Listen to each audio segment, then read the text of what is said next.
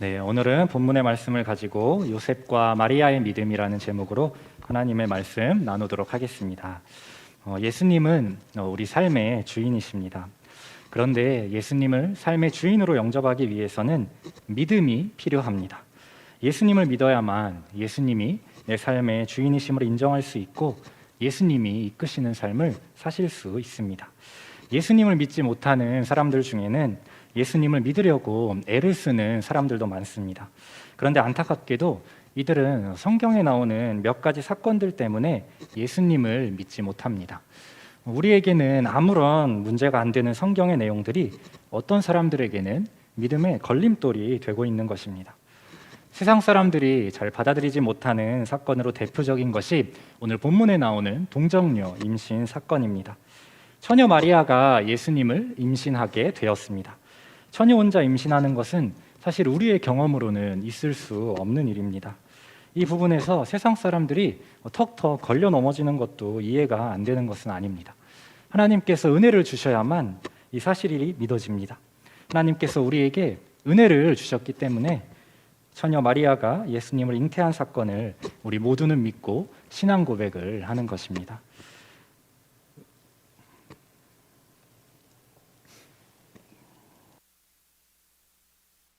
죄송합니다. 의사인 남편이 예수 믿기를 늘 바라던 부인이 하루는 남편을 교회에 데리고 갈 수 있게 되었습니다. 그런데 그날따라 목사님이 설교하시는 본문이 바로 오늘의 동정녀 임신 사건이었습니다. 부인이 내심 초조해하면서 걱정을 했다고 합니다. 아니 왜 하필이면 합리적이고 과학적인 우리 남편이 교회에 온 날에 동정녀 임신 사건을 설교를 하시는 거지?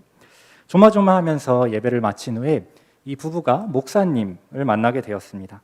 평소 남편의 성미를 잘 아는 부인이 남편이 목사님을 만나게 되자 또 한 번 속으로 걱정이 막 들었는데 남편이 목사님에게 이렇게 말을 했습니다. 오늘 목사님 설교 잘 들었습니다. 제가 성물학을 전공했는데 양서류의 알에 전기 충격을 줘서 부화시키는 실험을 했던 적이 있습니다. 하나님이 크신 능력으로 마리아를 감싸시고 덮으셔서 임신하게 하셨다는 것은 사실입니다. 하나님의 크신 능력으로 하지 못하실 일이 없으실 줄을 믿습니다. 제가 인터넷을 보니까 처녀 생식이 있다고는 하는데 그러한 경우는 완벽한 개체로 자라지는 않는다고 합니다. 여하튼 아무리 남편이 전기 충격으로 양서류 알을 부화시킨 경험이 있다고 하더라도 그것 때문에 오늘 본문의 사건이 믿어진 것은 아닐 것입니다. 하나님의 은혜 때문에 믿어진 것이죠. 하나님의 은혜가 임하면 성경의 사건들이 믿어집니다. 예수님께서 처녀 마리아의 몸을 불려 이 땅에 오신 것을 믿을 수 있게 되는 것입니다. 오늘 본문 말씀 21절을 한번 보시겠습니다. 아들을 낳으리니 이름을 예수라 하라. 이는 그가 자기 백성을 그들의 죄에서 구원할 자이심이라 하니라. 예수 그리스도가 이 땅에 오셨습니다. 예수님이 오신 목적은 우리를 죄에서 구원하시기 위해서입니다. 그들의 죄라고 표현이 되어 있습니다. 죄는 우리가 지었습니다. 전적인 우리의 책임입니다. 그런데 예수님은 그러한 우리의 죄를 해결하기 위해서 이 땅에 오셨습니다. 죄로 인해 슬퍼하는 영혼이 있으십니까? 예수 그리스도에게 나아가시기 바랍니다. 예수님께로부터 우리의 죄 문제를 해결받을 수 있습니다. 오늘 본문에는 예수님 이외에도 요셉과 마리아가 등장합니다. 요셉과 마리아는 참 믿음 좋은 부부입니다. 물론 본문의 사건 당시에는 약혼한 사이지만 얼마 안 가 결혼을 하기 때문에 부부라고 말씀을 드리는 것입니다. 이 부부는 믿음이 참 좋은 부부입니다. 왜냐하면 이제부터 살펴보겠지만 예수님께서는 이 요셉과 마리아 부부의 믿음의 헌신을 통해서 이 땅에 오셨기 때문입니다. 오늘 본문의 요셉과 마리아는 믿음을 가진 부부의 전형적인 예입니다. 두 사람의 믿음이 연합한 결과로 아기 예수님이 이 땅에 오시게 되었습니다. 예수님은 그냥 이 땅에 갑자기 오신 것이 아니었습니다. 연약한 인간의 육체로, 그것도 연약한 아기의 모습으로 오셨습니다. 하나님께서는 독생자 예수님의 어린 시절을 책임질 하나님의 대리자로서 요셉과 마리아 부부를 선택하셨습니다. 이 두 부부의 믿음과 헌신을 통해 예수님은 안전하게 이 낮고 낮은 땅 위에 오실 수 있게 되었습니다. 오늘은 예수님의 탄생을 이끈 요셉과 마리아 부부의 믿음을 살펴보도록 하겠습니다. 먼저는 마리아의 믿음을 살펴보고자 합니다. 마리아의 믿음은 첫 번째로 말씀을 신뢰하는 믿음입니다. 오늘 본문 마태복음 1장과 연관되는 성경은 누가복음 1장입니다. 누가복음 1장 38절을 보시겠습니다. 마리아가 이르되 주의 여종이오니 말씀대로 내게 이루어지이다 하매 천사가 떠나가니라. 마리아가 예수님을 잉태하기 전에 천사가 먼저 와서 마리아가 임신할 것을 알립니다. 마리아는 처녀인데, 그리고 요셉이라는 약혼남이 있는데 하나님의 아들을 잉태할 것이라는 소식을 듣게 된 것입니다. 그때 마리아는 이렇게 대답합니다. 주님의 말씀대로 내게 이루어지기를 원합니다. 마리아는 하나님의 말씀에 순종했습니다. 하나님의 말씀이니까 그 말씀을 마음에 담은 것입니다. 재미있게도 하나님의 말씀의 권능을 부인하려는 유일한 존재는 오직 인간뿐입니다. 자연도 하나님의 말씀에 권능에 순복하죠. 예수님과 제자들이 배를 타고 가실 때 바다에 풍랑이 일게 되어 배가 뒤집힐 뻔한 위험에 처하게 되었습니다. 제자들이 어찌할 바를 모르고 있는데 예수님은 주무시기만 하자 제자들이 예수님께 도움을 요청합니다. 잠에서 깨신 예수님이 뱃전에 서서 바다와 바람을 향해 꾸짖으시며 잠잠하라 말씀하시니 곧 바다 물결이 잔잔해졌습니다. 제자들이 고백했죠. 이가 어떤 사람이기에 바람과 바다도 순종하는가? 바람과 바다도 하나님의 말씀에 순종합니다. 귀신도 하나님의 말씀에 순종합니다. 무덤가에 사는 귀신 들린 자가 있었는데 사람들에게 위협적인 존재였습니다. 쇠사슬로 묶어놔도 어찌나 힘이 센지 그 쇠사슬을 끊어버릴 정도였습니다. 마침 그 귀신 들린 자가 있는 곳에 예수님이 지나가시게 되었습니다. 그 사람 안에 있던 귀신이 예수님을 보며 반응하고 큰 소리로 소란을 떱니다. 예수님께서 귀신에게 마침 산기슭에 있는 돼지떼에게 들어갈 것을 명령하셨고 귀신은 이에 복종합니다. 질병도 심지어 죽음마저도 하나님의 말씀에 순종합니다. 나사로가 죽은 지 나흘이 지났습니다. 무덤에는 이미 썩은 냄새가 진동하기 시작했습니다. 죽음의 권능이 이미 나사로를 삼켜버린 뒤였습니다. 그런데 나사로의 시신이 누인 어두컴컴한 동굴을 향해 예수께서 서서 말씀하십니다. 나사로야 나오너라. 나사로가 온몸에 붕대를 감은 채로 무덤 밖으로 나옵니다. 사탄의 최대 무기인 죽음도 하나님의 말씀 앞에서는 어찌하지 못하고 순종하는 것입니다.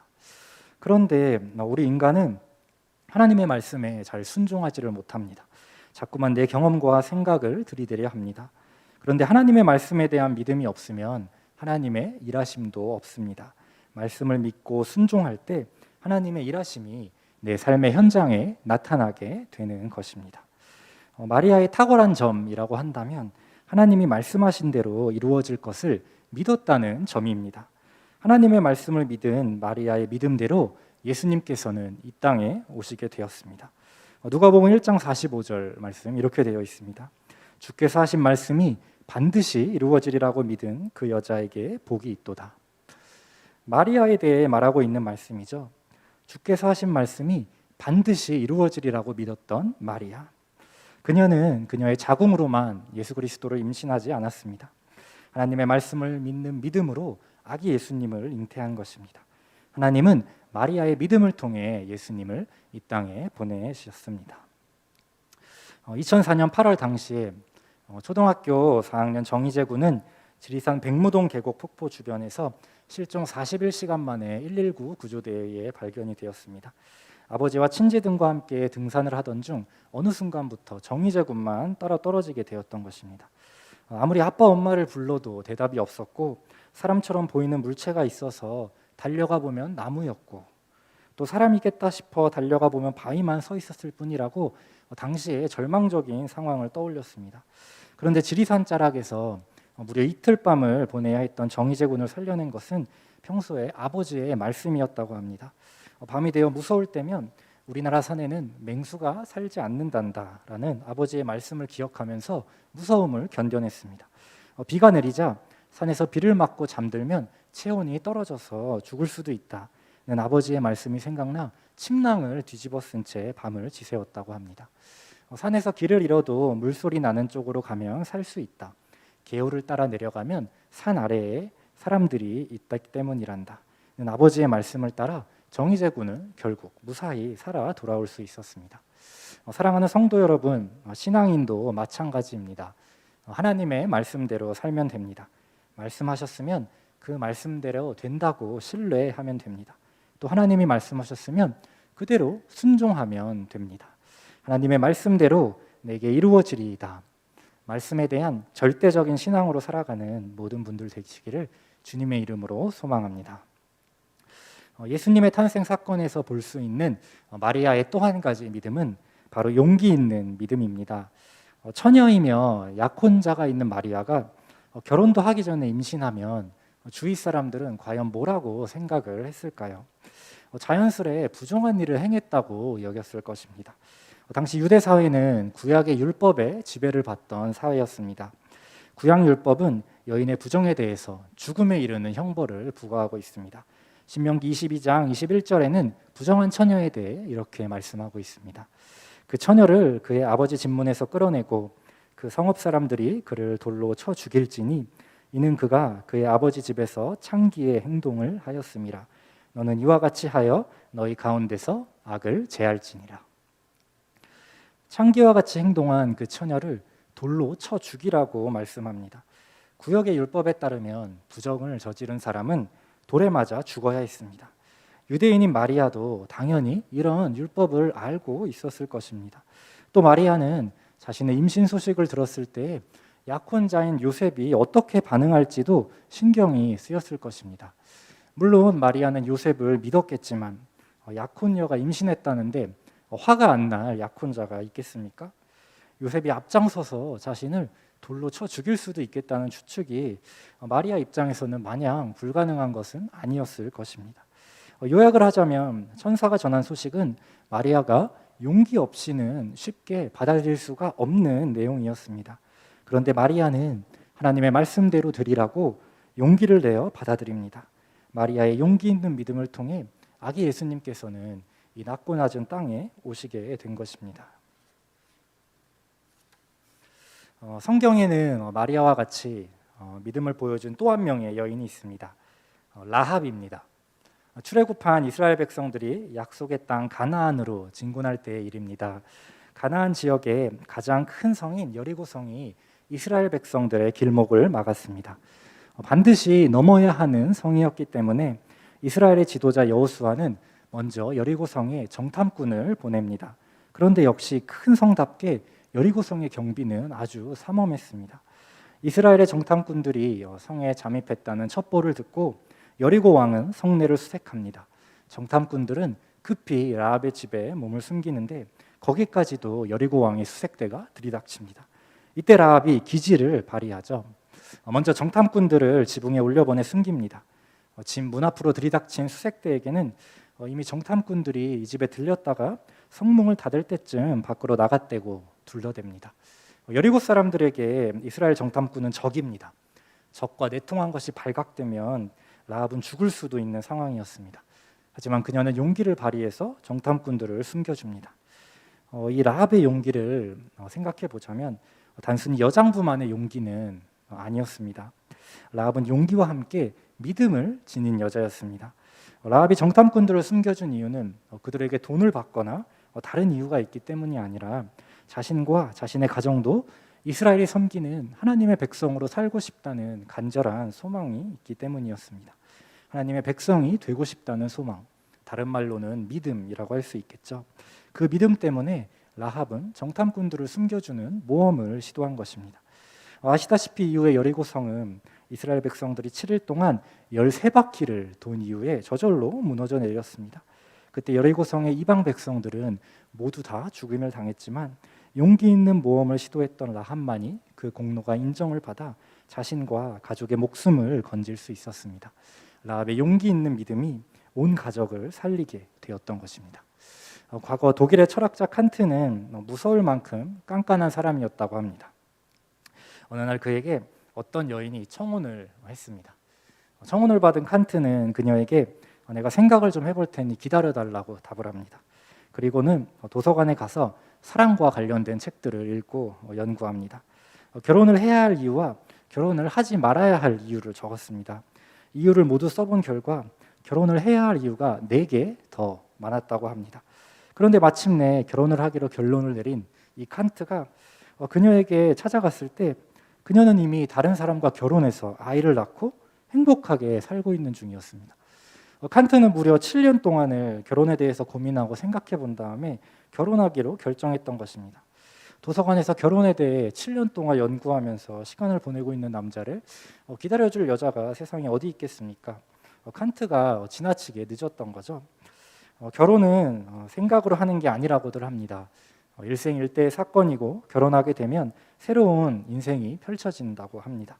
한 번도 가보지 않은 낯선 상황에 들어가는 것일 것입니다. 그래서 용기가 필요한 것 같습니다. 제 주위에 결혼한 분들을 보더라도 준비가 잘 되고 가진 게 많아서 결혼하신 분이 별로 없는 것 같습니다. 대부분 그냥 합니다. 계산하고 재는 것이 아니라 새로운 환경에 돌입하는 것이 결혼이 아닐까 생각됩니다. 이렇게 결혼은 새로운 상황에 나 자신을 던지는 것입니다. 그런데 믿음도 우리에게 용기를 요구합니다. 믿음이란 다른 게 아니라 새로운 상황에 도전하는 것이기 때문입니다.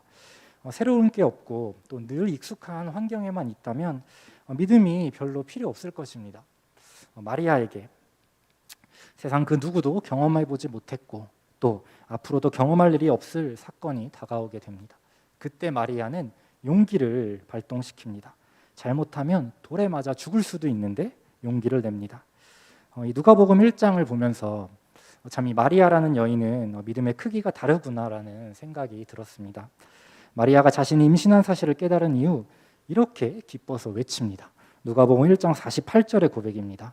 보라, 이제 후로는 만세에 나를 복이 있다 일컬으리로다.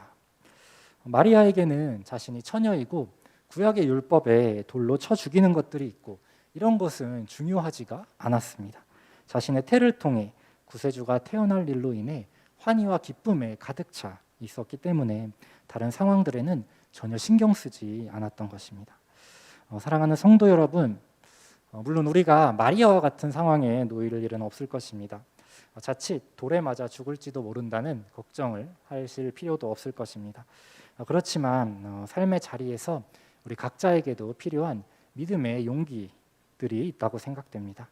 여러분의 일터와 가정에서 그리고 교회에서 우리 각자에게 주시는 하나님의 부르심이 있지 않으십니까? 사실 따지고 보면 하나님을 기쁘시게 하고 또 이롭게 행하는 일은 언제나 용기를 필요로 하는 것 같습니다. 바라기는 우리 모두의 마음에도 마리아의 용기와 같은 용기 있는 믿음이 넘쳐났으면 좋겠습니다. 그래서 고난 중에 우리가 순종하며 하나님의 영광을 위해서 결단하는 용기 있는 그리스도인들이 되었으면 좋겠습니다. 그러한 모든 분들 되시기를 이 시간 우리 주님의 이름으로 소망합니다. 마지막 세 번째로는 요셉의 믿음을 살펴보겠습니다. 요셉의 믿음은 상황을 수용할 줄 아는 믿음입니다. 마리아가 임신한 후에 요셉은 마리아의 임신 소식을 듣게 됩니다. 결혼도 하기 전에 약혼녀가 임신했으니 황당하고 화가 날 법도 합니다. 멘탈이 무너지는 상황입니다. 그런데 요셉은 상당히 착하고 과묵했던 사람이었던 것 같습니다. 이 사실을 사람들에게 말하면 마리아를 끌어내서 돌로 쳐 죽일 수 있었을 텐데도 조용히 덮고 관계를 끊고자 했습니다. 그런데 얼마 후에 요셉의 꿈에 천사가 나타나서 마리아가 임신한 아이가 성령으로 잉태된 예수 그리스도이심을 계시하십니다. 이후에 요셉은 예정대로 마리아와 결혼을 하게 됩니다. 약혼녀의 임신 사실은 요셉에게 엄청난 충격이었습니다. 그리고 설령 천사에게 계시를 받았다고 해도 얼마든지 요셉은 마리아를 버리고 다른 여자와 결혼할 수 있었습니다. 마리아와 결혼을 하지 않아도 요셉에게는 아무런 도의적인 책임이 없었습니다. 그런데 요셉은 그런 상황을 받아들입니다. 그것이 하나님의 뜻이었기 때문입니다. 요셉은 자신의 결혼 계획이 빗나가고 또 매우 당혹스러웠겠지만 이 상황을 수용합니다. 하나님의 뜻임을 알고 난처하고 당혹스러운 상황을 수용한 것입니다. 연예인교회 구봉서 장로님이라는 분의 일화입니다. 주일날 오후에 연예인들이 모여서 성경 공부를 했습니다. 그날 목사님께서 동정녀 임신 사건에 대해서 열정을 다해 가르치고 계셨습니다. 그런데 뒤에서 한 젊은 연예인이 손을 번쩍 들더니 이런 말을 하는 것입니다. 목사님, 농담하지 마세요. 어떻게 처녀가 아기를 낳습니까? 그런 얘기 말고 예수님이 말씀하신 좋은 것들을 좀 알려주세요. 성경 공부를 하던 그 장소가 순식간에 쌓여졌습니다. 그때 구봉서 장로님이 벌떡 일어나서 상기된 얼굴로 후배 연예인을 향해 외쳤다고 합니다. 아니, 신랑이 가만히 있는데 왜 너가 난리야? 아무리 마리아가 믿음이 좋았어도 남편 요셉이 없었다면 아기 예수님은 안전하게 태어나시지 못했을 것입니다. 마리아가 편안하게 해산할 수 있도록 옆에서 물심양면으로 도왔던 사람이 바로 남편 요셉이기 때문입니다. 마리아의 믿음과 함께 요셉의 믿음을 통해 하나님은 예수님을 이 땅에 보내셨던 것입니다. 구약의 호세아라는 인물 아실 것입니다. 선지자죠. 하나님께서 북이스라엘의 백성들을 위해서 보내신 선지자였습니다. 하루는 하나님께서 호세아에게 이렇게 명령을 하십니다. 너는 음란한 여자 고멜과 결혼하라. 하나님은 이스라엘 백성들에게 실물 교육을 하고 싶어 하셨습니다. 호세아가 음란한 여자 고멜을 용서하고 또 용서하는 모습을 통해서 하나님께서 불순종하고 타락한 이스라엘을 사랑하고 용서하신다는 것을 이들의 모습을 통해서 이스라엘 백성들에게 보여주고자 하신 것입니다. 아무리 그렇다고 해도 호세아 입장에서는 큰 충격이 아니었을까 생각이 됩니다. 선지자는 요즘으로 치면 목회자입니다. 그런 호세아에게 창기와 결혼하는 것은 어려운 상황이죠. 하지만 호세아는 하나님의 말씀에 순종해서 고멜과 결혼을 합니다. 고멜은 음란한 여자답게 호세아와 결혼한 다음에도 다른 남자에게 갑니다. 그런데 하나님께서 호세아에게 고멜을 다시 데려오라고 명령하십니다. 창기와 결혼하는 것도 충격인데, 그런데 이번에는 결혼하고 나서도 또 음란한 행동을 한 고멜을 다시 데려오라고 말씀하신 것입니다. 더 충격이지 않을까 싶습니다. 정말 제대로 충격인 상황입니다. 하지만 호세아는 이런 상황도 받아들입니다. 하나님의 뜻에 순종합니다. 하나님은 호세아의 순종을 통해서 이스라엘 백성들에게 하나님이 얼마나 이스라엘을 용서하시고 또 용서하신다고 사실을 보여주고 싶으셨습니다. 남편이 다른 남자에게 간 아내를 용서하는 것처럼 내가 너희를 용서한다라는 것입니다. 상황을 수용한 호세아의 순종이 북이스라엘 백성들로 하여금 그들의 영적인 타락을 깨닫고 또 주님 앞에 회개하게 하는 계기가 되었습니다. 사랑하는 성도 여러분, 하나님의 뜻은 우리가 순종해야 할 줄로 믿습니다. 정신을 혼미하게 하는 상황들이 때때로 닥치기도 하는 것 같습니다. 내가 정신을 차린다고 해서 닥치지 않는 게 아니죠. 나와는 전혀 상관없이 닥치기도 합니다.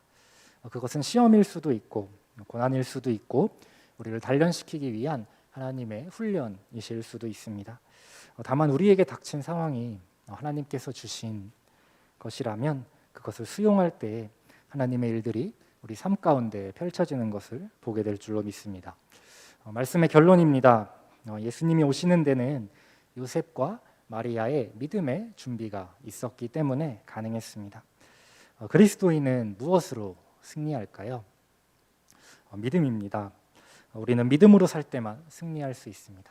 하나님을 향한 절대적인 믿음으로 승리하는 모든 분들 되시기를 우리 주님의 이름으로 소망합니다. 함께 기도하시겠습니다.